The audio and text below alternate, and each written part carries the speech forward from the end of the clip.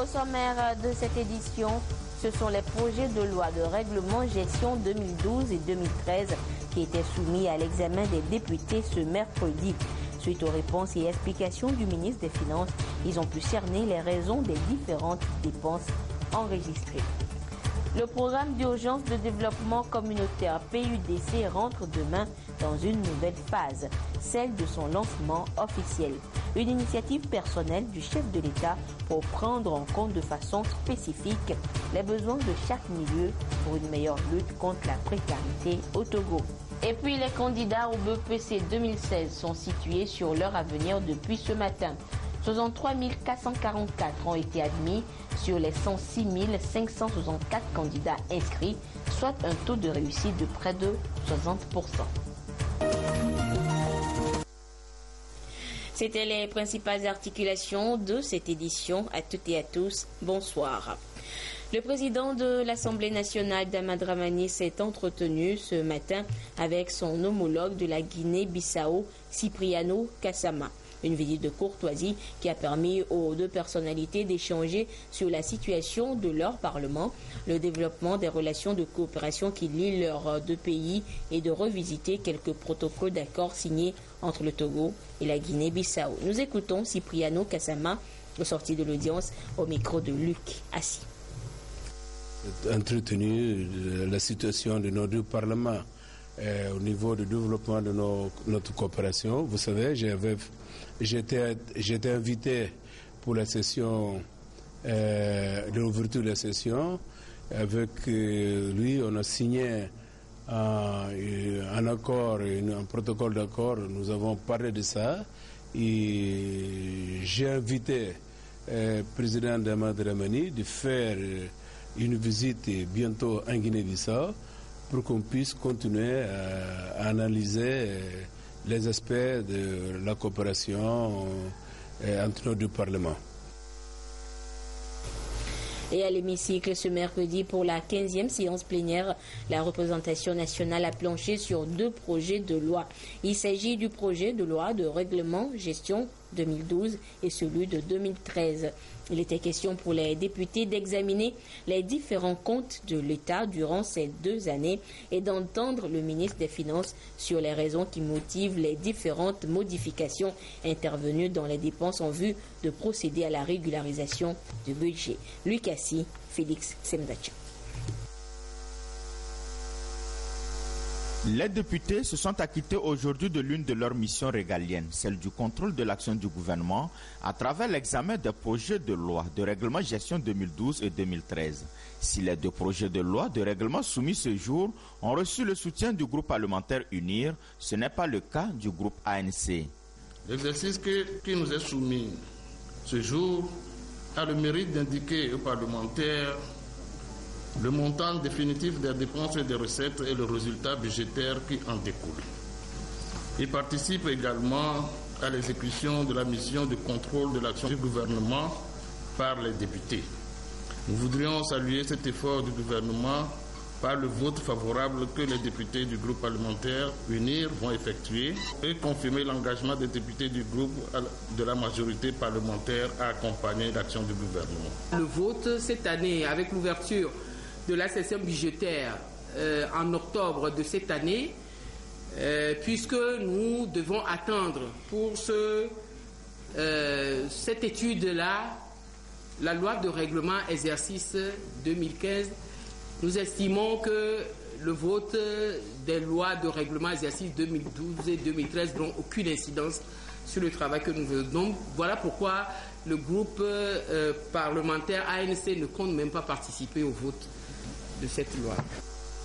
Malgré l'opposition d'une partie des députés, les deux projets de loi ont été adoptés à la satisfaction du ministre en charge de l'économie et des finances, Adiotet Ayassor. Je voudrais d'abord me féliciter ensemble avec tous mes collaborateurs ici présents de l'adoption de ces deux lois de règlement qui ont permis à l'Assemblée nationale de faire le point de la manière dont les deux lois ont été exécutées. Je voudrais ensuite féliciter la présidente de la commission des finances, ensemble avec tous les autres membres, pour la qualité du travail abattu.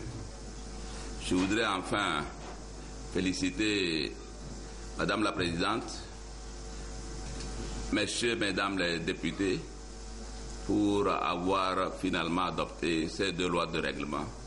Et donc, mes félicitations ici sont adressées à toute l'Assemblée nationale au nom du gouvernement.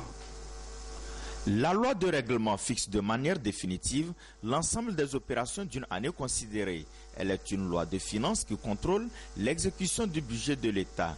Ainsi, le budget de l'État gestion 2012 s'équilibre en ressources à 448 733 24 392 francs CFA, en charge à 496 199 200 495 francs CFA, et celui de 2013 s'équilibre en ressources à 545 507 734 787 francs CFA et en charge à 603 157 328 548 francs CFA.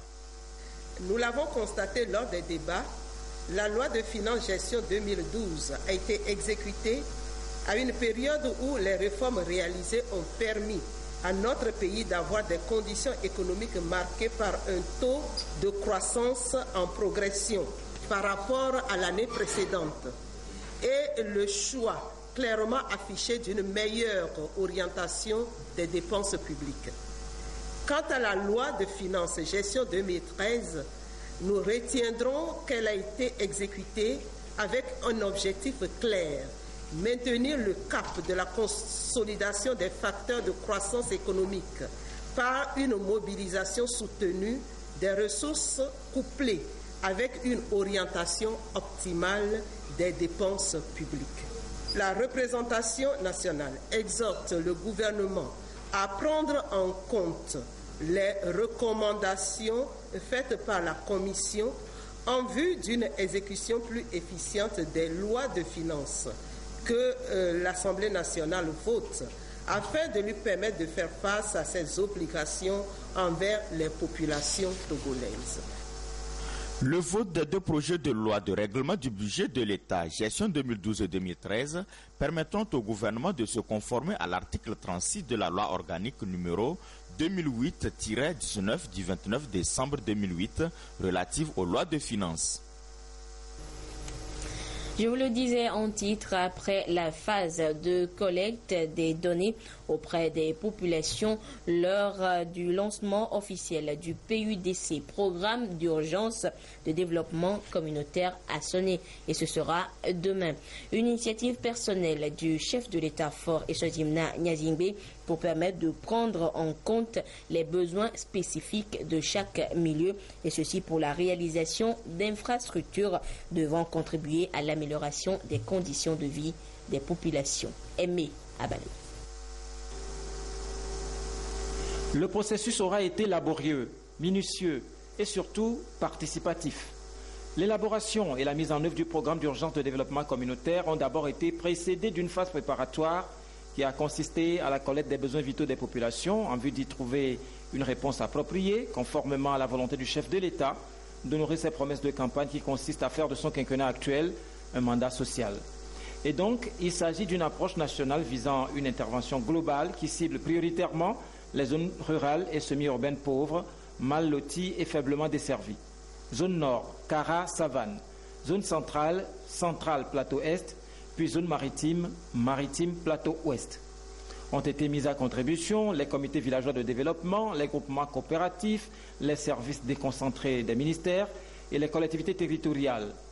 Toutes les données recensées constituent un bloc d'action qui sera réalisé en tenant compte des besoins spécifiques et des priorités de chaque milieu. Les interventions vont concerner les infrastructures socio-économiques et communautaires de base, eau, électricité, centres de santé, écoles, mais aussi l'entrepreneuriat rural au profit des femmes, des jeunes et des groupements communautaires. Les acteurs impliqués dans le processus bénéficieront d'un renforcement de capacités techniques et organisationnelles pour être plus opérationnels dans l'offre de services sociaux et économiques au niveau national et local. À terme, il est envisagé la mise en place d'un système d'information géoréférencé des infrastructures et équipements sur l'ensemble du territoire, couplé au système de suivi et évaluation du programme. ce qui permettra de suivre et de mesurer les progrès du PUDC et de servir de référence unique pour les institutions chargées du pilotage de la politique économique et sociale du pays. Le programme s'étend sur 3 ans, de 2016 à 2018. Il bénéficie d'un accompagnement technique et financier du PNUD à hauteur de 155 milliards de francs CFA. Au bout du processus, il est envisagé un transfert de compétences à la partie nationale pour assurer une pérennisation à travers une relève de qualité, ce qui implique une appropriation du mécanisme par les bénéficiaires dans un esprit de développement participatif local. Le lancement officiel du PUDC par le chef de l'État ce 30 juin est un signal fort, un nouveau signe d'espoir pour les populations de l'intérieur du pays qui aspirent à un mieux-être, en ayant accès aux mêmes moyens d'épanouissement que les citoyens vivant dans les villes. Et le choix de Mandouri pour donner le ton ne semble pas fortuit. La région des Savanes est la zone la plus pauvre du pays et justement ce programme est destiné à réduire les inégalités sociales et combattre les disparités régionales. Les enseignants-chercheurs des universités du Togo, candidats au concours d'agrégation de 2017, bénéficient d'un renforcement de capacité du côté de Kara. La session, qui va durer 1 semaine, va permettre de mieux les outiller par rapport aux épreuves auxquelles ils seront soumis en 2017. Des précisions depuis Kara de Nestor Mozo. Le Conseil africain et malgache de l'enseignement supérieur CAMES tiendra en 2017 un concours d'agrégation. Les éventuels postulants togolais se préparent. Ils participent à une session d'information organisée par les universités de Lomé et de Kara. Le concours se fera en sciences juridiques, politiques, économiques et de gestion. Les différentes épreuves qui meuvent le concours d'agrégation seront passées au crible. Les leçons sur travaux, les leçons de commentaires, les leçons de dissertation. Et puisque nous ne sommes pas encore dans l'année du concours, cette session devra aussi permettre aux candidats de se familiariser avec les non-dits et les clairs-obscurs du concours d'agrégation. Le concours d'agrégation permet de recruter par la voie courte des maîtres de conférences agrégés dans les facultés de droit et des sciences politiques et dans les facultés des sciences économiques et de gestion. Alors, il faut respecter un certain nombre de conditions pour pouvoir être candidat, notamment l'ancienneté dans le corps désormais des maîtres assistants, avoir produit un certain nombre d'articles publiés dans des revues scientifiques reconnues et être présenté par son université comme candidat au concours. C'est la première fois que l'université de Kara accueille une session de ce genre. L'institution s'honore donc de sa tenue, en ce sens qu'elle participe à la consolidation d'un enseignement de qualité. L'université de Kara, comme vous le savez, c'est une jeune université dont une des principales difficultés est l'insuffisance des enseignants-chercheurs.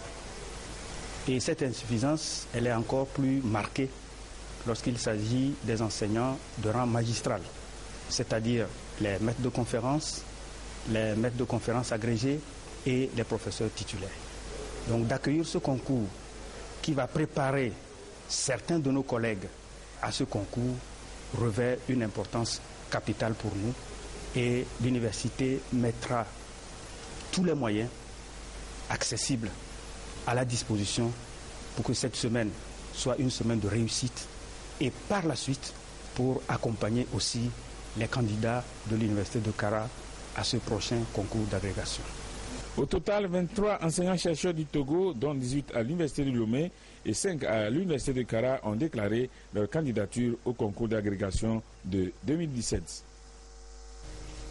Et en attendant qu'ils ne parviennent à l'étape d'agrégation, sûrement, les candidats au brevet d'études du premier cycle BEPC 2016 ont connu leurs résultats ce mercredi. 59,54%, c'est le taux global de réussite, un léger mieux par rapport à l'année dernière. Le compte rendu avec Dodo Waré et Tchassina Baga.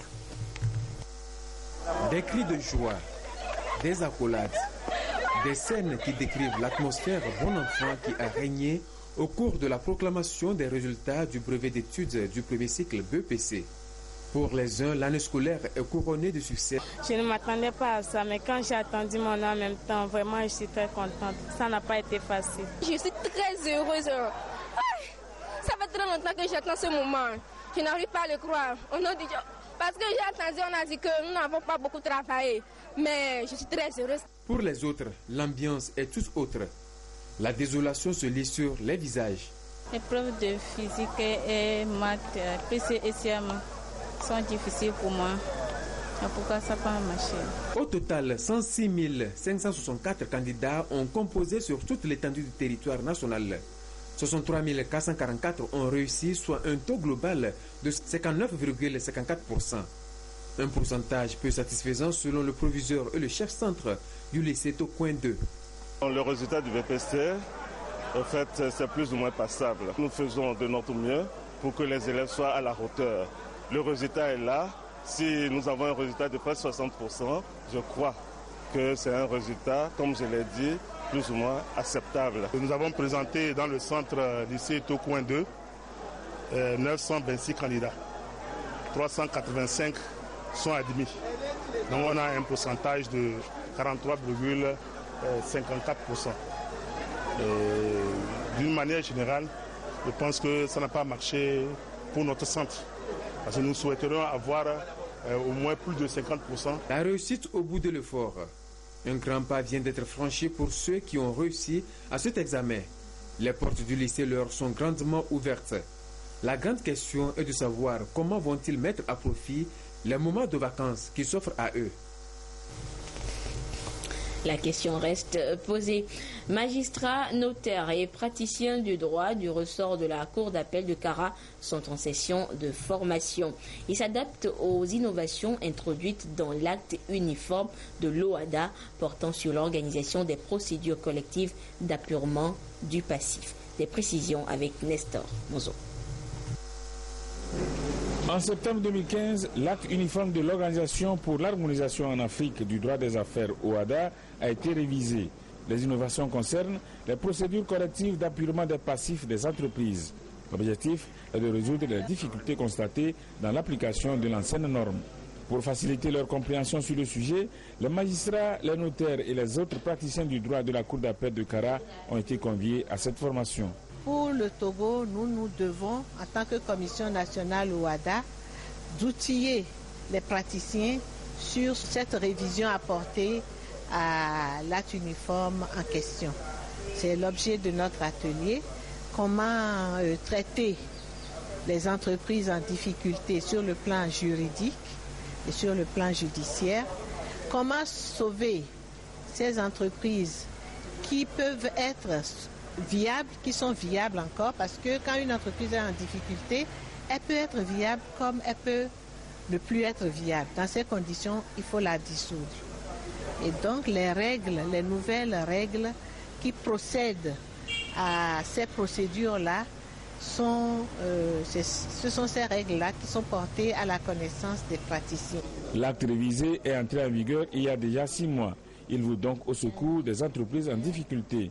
Les exemples sont nombreux. Avant, il suffisait d'être inscrit comme expert sur la liste des cours d'appel pour pouvoir être choisi, pour aller au secours d'une entreprise en difficulté. Mais aujourd'hui, on a précisé le profil. C'est une innovation. Il y a également la répartition des créances au cours des procédures soit de sauvegarde ou de dissolution de l'entreprise en difficulté.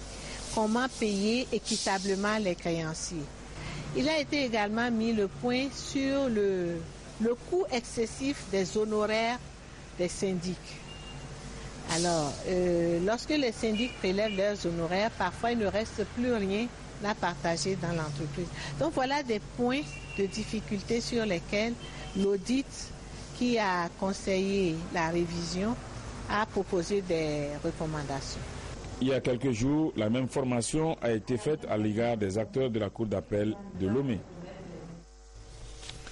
Le reboisement au Togo est au centre des échanges d'une rencontre nationale de 2 jours qui réunit depuis ce mercredi matin une 50aine d'acteurs qui œuvrent dans le secteur forestier.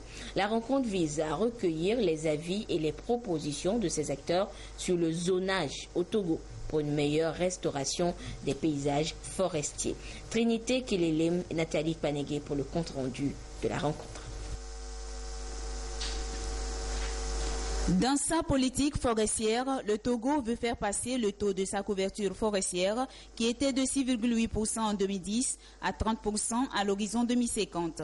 C'est dans ce cadre que les acteurs du reboisement, de la gestion durable des forêts et les partenaires réunis partagent leurs expériences pour la réussite de la nouvelle version du programme national de reboisement.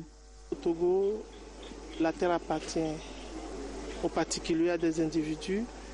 Et donc le reboisement, on a constaté que la part des particuliers est plus importante.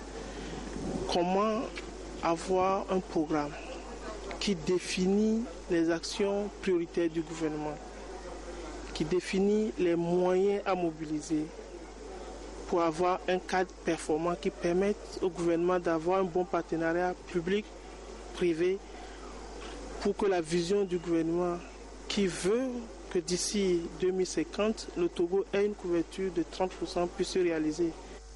La réhabilitation des forêts, la restauration des paysages forestiers, le choix des sites pilotes de la mise en œuvre du programme national de reboisement, autant de thématiques qui retiennent l'attention. Il faut aussi donner la parole aux acteurs du terrain, à des gens qui se frottent au reboisement chaque jour, des gens qui s'y connaissent, qui connaissent le contexte national, qui se connaissent dans ce qu'on appelle le reboisement, pour qu'ils donnent aussi leurs avis sur les attentes. Qu'est-ce que les acteurs nationaux attendent de ce programme de reboisement? Quels sont les objectifs qu'ils poursuivent et comment ils pensent pouvoir aider le gouvernement à implémenter ce programme national de reboisement? Initiée par l'Organisation des Nations Unies pour l'alimentation et l'agriculture en collaboration avec le ministère de l'Environnement, cette rencontre s'inscrit dans le projet d'appui à la formulation et à la mise en œuvre du programme national de reboisement au Togo, financé par la FAO sur la période 2015-2017. Le reste de l'actualité sur le continent avec le Libéria qui va reprendre le contrôle de sa sécurité.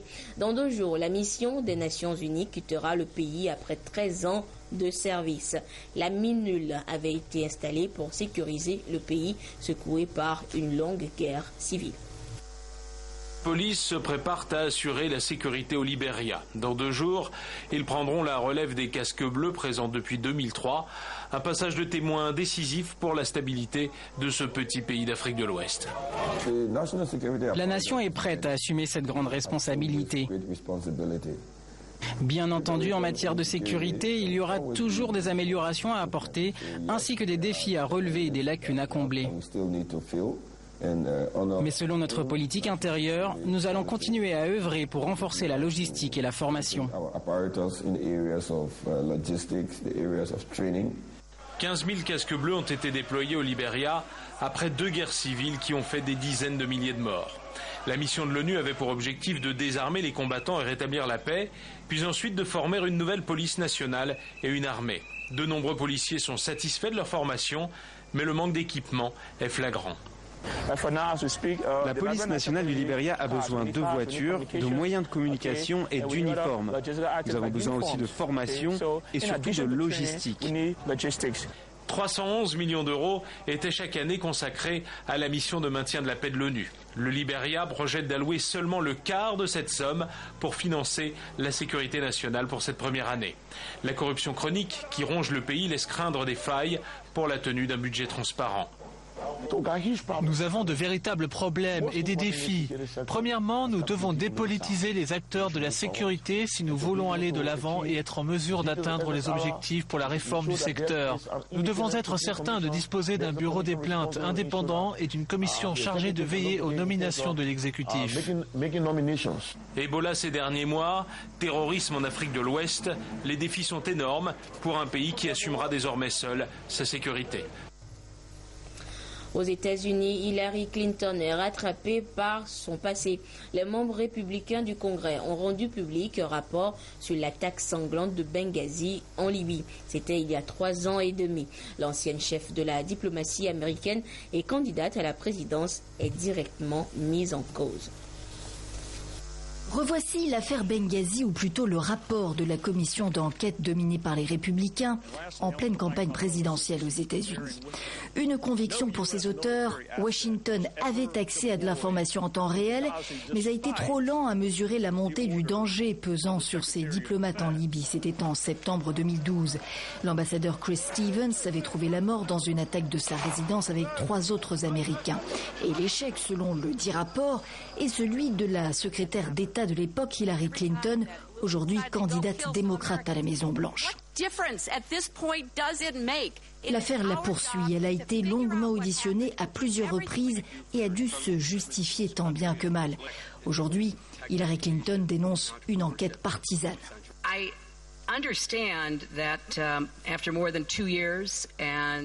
Après plus de 2 ans d'enquête et 7 millions de dollars dépensés par cette commission Benghazi sur des deniers publics, je comprends que le rapport n'a rien trouvé, rien pour contredire les conclusions des enquêtes précédentes menées sur une base bipartisane. Le rapport ne fait pas de révélations fracassantes, mais l'opportunité est trop belle pour les républicains, en plein match pour la Maison-Blanche. Vous ne pouvez pas diriger ce pays si vous ne comprenez pas ce qu'il se passe sur le terrain et si vous choisissez de faire passer l'opportunisme et la politique avant les hommes et les femmes sur le terrain. De quoi envenimer davantage une campagne déjà virulente. Retour en page nationale pour vous signaler cette séance de sensibilisation au marché de poissons à Lomé. Les agents de l'Office togolais des recettes OTR ont entretenu les commerçantes du dit marché sur le civisme fiscal. Le compte rendu avec Viviane Moussouvi et Aimé Abalé. De Evik Bamé à Civito, dernière étape de la campagne de sensibilisation de l'Office togolais des recettes sur le civisme fiscal. Le message a été le même partout pour expliquer aux contribuables le bien fondé du paiement des taxes et impôts. Une stratégie pour amener ces commerçantes à un consentement volontaire à l'impôt. Quand elles viennent, elles vont payer des droits. En dehors des droits de douane, il y a les impôts qu'elles vont payer. Donc cela va contribuer davantage à l'économie nationale. Quand elles viennent, souvent elles repartent avec d'autres marchandises achetées sur place. Donc là, ça fait tourner l'économie et ça fait contribuer au développement de l'économie. Ces femmes, regroupées au sein de l'Association des poissonnières du Togo, ont compris le message et s'engagent à s'acquitter de leurs devoirs citoyens à temps. Elles ont toutefois formulé des doléances à l'endroit de l'OTR dans la perspective de mieux exercer leurs activités commerciales. Notre doléance maintenant de nous construire un marché digne de son nom, comme les autres marchés. Le partenariat vient donc d'être renforcé entre l'OTR et ses groupements de femmes commerçantes. Et c'est dire donc que le civisme fiscal va désormais rentrer dans leurs habitudes. Le journalisme radio au Togo, que comprennent les auditeurs? C'est le titre du tout premier essai de Vignon Asiati présenté au grand public hier soir à Lomé. L'ouvrage pose la problématique de la compréhension même de l'information et présente également des pistes de solutions pour pallier ces insuffisances au sein des médias et plus particulièrement dans la radio. Viviane Onsouvi et Patrice Bocor nous font découvrir l'ouvrage. Le journalisme radio au Togo, que comprennent les auditeurs. Le premier essai de Vignon Asiati, structuré en 5 chapitres, cet ouvrage de 70 pages, porte un regard critique et analytique sur les médias pour dénoncer les insuffisances dans la pratique journalistique au Togo, à savoir l'irrationnel, l'émotivité et les intérêts non professionnels. L'auteur choisit le journalisme radio, un média de proximité et plus accessible. Quand vous voulez impacter les gens sur un sujet, il faut prendre le média qui est le plus utilisé. C'est à partir de ce moment que le déclic est venu pour utiliser la radio pour servir le développement de ce pays. Il faut donner aux journalistes de la matière pour travailler maintenant, le rappeler surtout à ces règles élémentaires pour que nous puissions servir une information qui soit comprise par la majorité des auditeurs, les auditeurs pour qui nous sommes censés travailler. Vignon Asiati, à travers ce guide pratique, interpelle les professionnels des médias à une prise de conscience pour faire de la presse un instrument de développement socio-économique du pays. Titulaire d'une maîtrise en biologie animale, Vignon Asiati devient plus tard journaliste radio. Actuellement, il occupe le poste de chargé des statistiques culturelles au sein du ministère de la Communication, de la Culture, des Sports et de la Formation civique. Et ainsi se referme cette édition. Merci à vous qui l'avez suivi un peu partout grâce à la télévision togolaise. Retrouvez Edem Soussoupo à 22h30 pour l'évolution de l'actualité. Mais d'ici là, restez fidèles au programme de la mère des télévisions. À demain.